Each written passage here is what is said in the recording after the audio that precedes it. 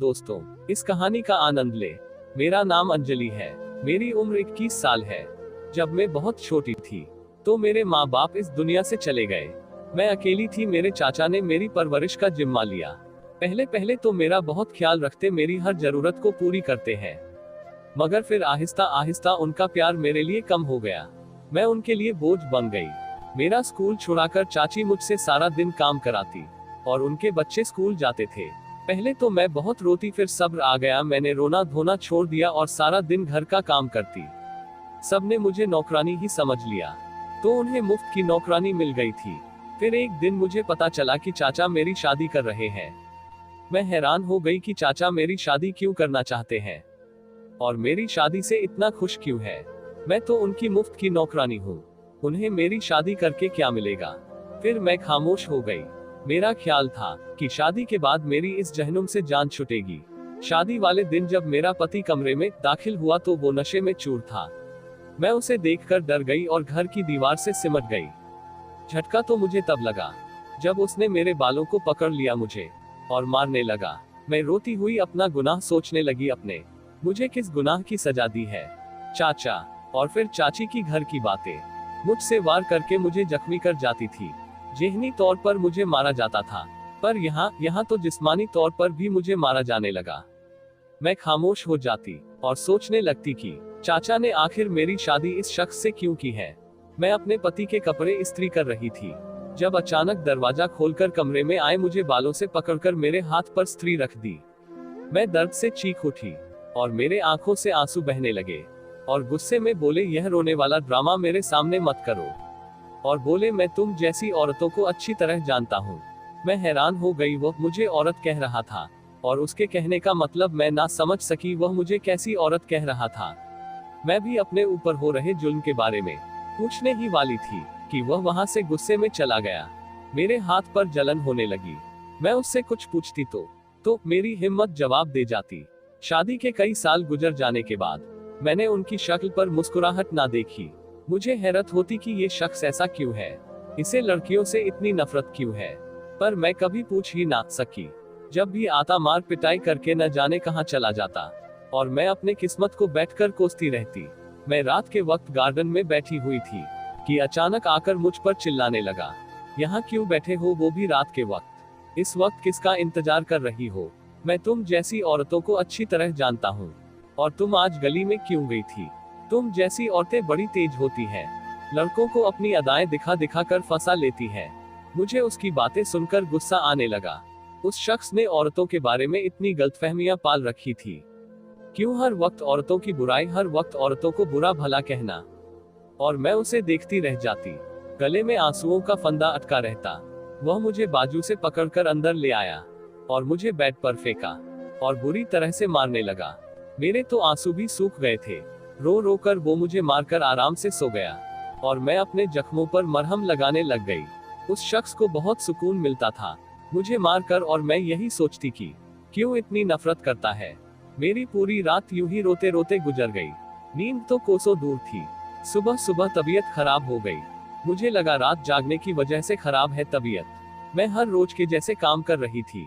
रात के वक्त मेरा पति घर आया और मैंने उसके सामने खाना रख दिया। गुस्से में बोला, जब भी मैं घर आता हूँ सामने खाना रख देती हो और कोई काम नहीं है क्या। मैं कोई घर में खाना खाने आता हूँ। वह गुस्से में बोला।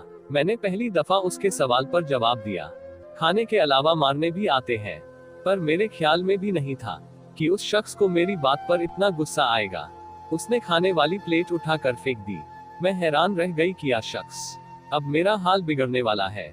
वह गुस्से में मेरी तरफ कदम बढ़ाने लगा। मेरा सर चकराया और मैं जमीन पर बेहोश हो गई। इसके बाद जब मेरी आंख खुली तो मैं कमरे में मौजूद थी। डॉक्टर पति को कोई हिदायत दे रहे थे, इनका बहुत ज्यादा ख्याल रखना इस हालत में, इनका कोई भी टेंशन ठीक नहीं है।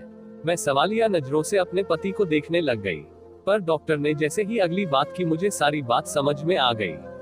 डॉक्टर कह रही थी अगर इनको टेंशन दी तो इनके साथ साथ इनके बच्चे को भी खतरा होगा।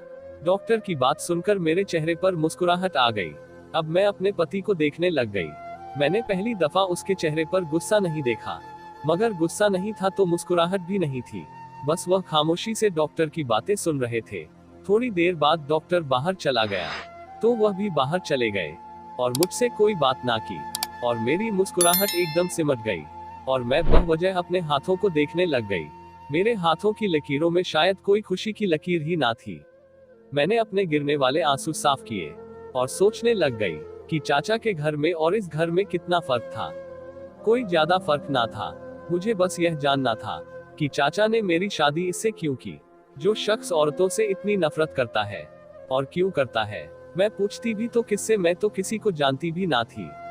कौन बताता मुझे इस शख्स के बारे में। यह तो तन्हा है, ना इसकी कोई माँ है, ना बाप है, ना ही भाई ना बहन, सिर्फ एक ही है। यह जालिम शख्स पर मैं खुश थी कि मेरा कोई तो था, मेरा चाहे जैसा भी हो कोई तो है। मैं अपनी वादियों में खोई न जाने कब सो गई। सुबह जब मेरी आंख खुली तो मेरा पति घर पर मौजूद नहीं था। मैं उठी और फ्रेश हुई। अभी मुझे नाश्ता करना ही था कि मेरा हमशाई आ गई। मुझे हैरानी की हुई कि पहली दफा मेरे घर कोई औरत आई थी। उसने मुझे बताया कि मैं पास वाले घर में रहती हूँ। फिर अजीब सी बात कह गई, बहन अपने पति को अपने काबू में रखो। मैं हैरानी से उसे जाता हुआ देखने लग गई। मेरे पति ने क्या कर दिया जो मैं उसे काबू में रखूं। जिंदगी गुजरने लगी और उसने मुझे मारना बंद कर दिया। वह खुद भी गुमसुम सा रहता था, पर यह मेरी हैरान की ज्यादा दिन तक ना टिकी। अगले ही दिन मुझे उससे थप्पड़ पड़ गया, पर मैं कर भी क्या सकती थी। भला वजह शायद उसका परेशान करना, और मुझे मारना उसकी आदत थी। उस शख्स के साथ इतने साल बिताने के बाद भी उसे समझ ना सकी कि वह क्या है। मैं रात के वक्त गार्डन में टहल रही थी। अभी तक मेरे सरताज घर नहीं पहुंचे थे। मुझे नींद आने लगी। मैं कमरे में चली गई और मैं उनके आने से पहले तक सो भी नहीं सकती थी। वैसे ही बैठकर अपनी गुजरी जिंदगी के बारे में सोचने लगी। मुझे तो याद भी ना आया कि मैं कब खुलकर मुस्कुराई थी। अचानक से दरवाजा खुला। मुझे लगा मेरे पति घर आ गए हैं। बड़ी मुश्किल से मैं बेड पर से उठी और सामने अनजान शख्स को देखकर मेरे रोंगटे खड़े हो गए और मैंने डरकर कमरे की सारी लाइट्स ऑन कर दी। वह पहले तो मुझे गुस्से में देखता रहा। उसकी आंखें लाल खून थी। अचानक उसका गुस्सा गायब होने लगा।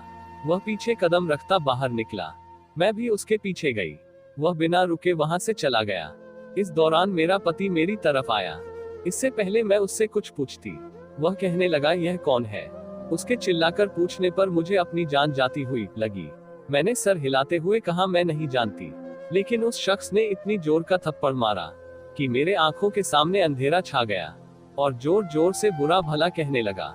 शायद वो होश में नहीं था और मुझे बुरी तरह मारने लगा। उसने मुझे बोलने का मौका ही नहीं दिया और खुद ही बोलता गया कि तुम जैसी लड़कियों के न जाने कितने यार होते हैं और ना जाने किस किस से चक्कर चलाया होगा। उसने मुझे बालों से पकड़कर घसीटते हुए घर से बाहर कर दिया और गुस्से में कहा, इस घर के दरवाजे तुम्हारे लिए हमेशा बंद हो गए हैं, और कहने लगा जहां मर्जी चली जाओ। मैंने कहा मैं कहां जाऊंगी, अपने उसी यार के पास जाओ। उसने यह कहकर मेरे मुंह पर दरवाजा बंद कर लिया और मैं बेबसी से देखती रही। मैं दरवाजा खटखटाती रही, मगर मेरे लिए दरवाजा ना खुला और ना ही खोलना था। मैं सड़कों पर दरबदर फिरने लगी। कहां जाती? मैं चाचा के घर भी नहीं जा सकती थी। उस घर जाने से बेहतर मैं मर जाती। पर मैं अपने साथ साथ एक नन्ही सी जान को नहीं मारना चाहती थी। फिर एक रात नन्ही सी जान इस दुनिया में आ गई। उसका और अपना पेट पालने के लिए लोगों के सामने भीख मांगती रही। दर बा दर की ठोकरें खाने लगी। मेरा बेटा सारा दिन रोता। मैं उसे देखकर ना जाने किस किस दर्द से गुजरती। मैं रोज घुट घुट कर मरती थी। मेरी सांसें बोझ लगने लगी थी। मैं अपने बेटे को सीने से लगाए सड़क पर इधर उधर भटकती रही और उस शख्स को दुआएं देती, ना जाने वह कौन था और क्यों मुझे इस तरह बर्बाद कर गया। मुझे अपना पति याद आता, जैसा भी था उसके साथ में जैसा भी खुश थी। एक छत के नीचे तो रहती थी। बहुत जोरों की बारिश होने लगी। सारे लोग वहां से इधर उधर भागने लगे। मेरा बेटा सर्दी से बुरी तरह कांपने लगा।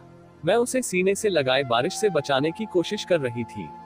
मेरे बेटे को बुखार हो गया था। मैं उसे चूम रही थी कि अचानक एक शख्स मेरे सामने आ गया। मैंने सामने बैठे उस शख्स को नफरत भरी निगाहों से देखा। मेरे तन बदन में आग लग गई। वह मुझे बड़े आराम से कहने लगा, उठो और मेरे साथ चलो। उसने मेरे हाथ से मेरे बेटे को पकड़ लिया। मैंने गुस्से में कहा, तुम कौन हो और मैं क्यों चलूं तुम्हारे साथ? मैंने उससे अपना बेटा छीन लिया। वो बोला, बाद में मुझसे झगड़ लेना। तुम्हारे बेटे को बुखार है, अगर उसकी जिंदगी चाहती हो, यहाँ से उठो, चलो मेरे साथ। मैंने अपने रोते बिलखते बेटे को देखा और उसके साथ चल पड़ी। वह मुझे अपने घर ले आया।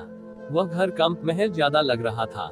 मैंने हैरानगी से उसकी तरफ देखा और गुस्से में उससे कहा, क्यों मुझे बर्बाद किया? क्या बिगाड़ा था मैंने तुम्हारा? तुमने मुझे बर्बाद किया है। खुशियां तो मेरे पास पहले भी नहीं थी, लेकिन तुमने मुझे कहीं का नहीं छोड़ा। क्यों मुझे बर्बाद किया? मैंने उसका गिरिबान पकड़ा और गुस्से में उससे कहने लगी, लेकिन वह शख्स कुछ नहीं बोला और चुपचाप वहां से चला गया। थोड़ी देर बाद आकर मुझे कपड़े दिए और कहा, अपने बेटे के भी कपड़े बदल लो और अपने भी बदल लो। वह यह कहकर रुका नहीं और वहां से चला गया। मैंने कपड़े बदल लिए और अपने बेटे को सुलाने लग गई। थोड़ी देर बाद वह फिर वापस आया और कहने लगा, मेरा नाम हर्ष है। मैंने गुस्से में कहा, मैं आपके नाम का क्या करूंगी? मैंने गुस्से में उससे कहा कि आप मेरे साथ आए और मेरे पति को बताएं कि हमारे बीच ऐसा कुछ भी नहीं है। उसका हाथ पकड़कर बाहर की ओर जाने लगी, लेकिन वह वहीं पर खड़ा रहा और बोला, तुम्हारा पति अब इस दुनिया में नहीं है, वह खुदकुशी कर चुका है। वह आराम से बताने लगा। मैंने कहा, तुम झूठ बोल रहे हो। मैंने उसके मुंह पर एक थप्पड़ जड़ दिया।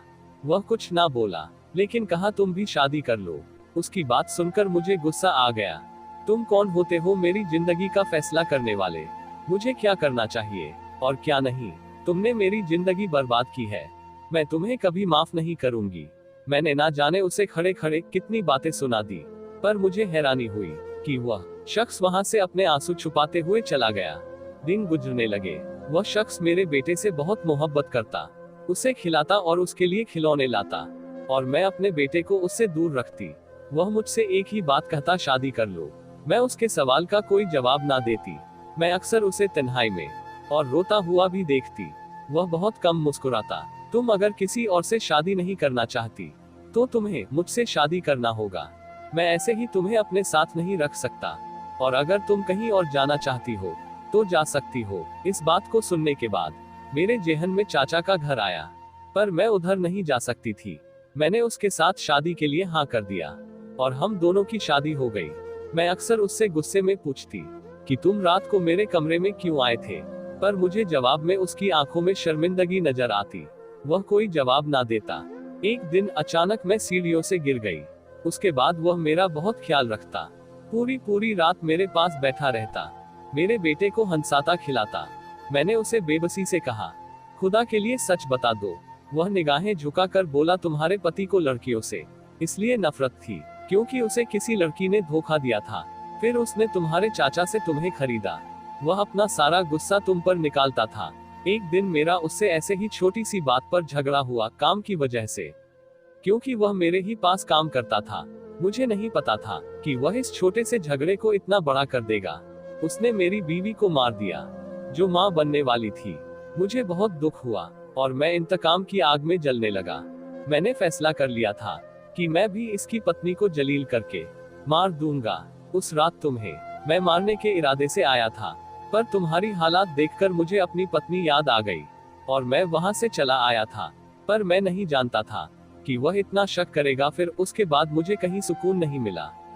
मैं गरीबों की मदद करता, फिर अक्सर मैं तुम्हें देखता और सोचता कि कहीं देखा था। फिर मुझे याद आ गया और मालूम करने पर यही पता चला कि तुम्हारा यह हाल मेरी ही वजह से हुआ है। पर मैं नहीं जानता था कि मैं तुमसे किस मुंह से माफी मांगू। मैं बहुत शर्मिंदा हूँ। वह बताते बताते और रोने लगा। मैंने उसके जुड़े हुए हाथ पकड़ लिया और उसे माफ कर दिया। उसके बाद मेरी जिंदगी में खुशियां आ गई और मैंने अपने खुदा का शुक्र अदा किया। कितने गमों के बाद हमें खुशियां मिली। हम खुशी खुशी रहने लगे। तो दोस्तों, कहानी कैसी लगी हमें कमेंट बॉक्स में बताना न भूलें। कृपया कुछ कमेंट में जरूर बताना।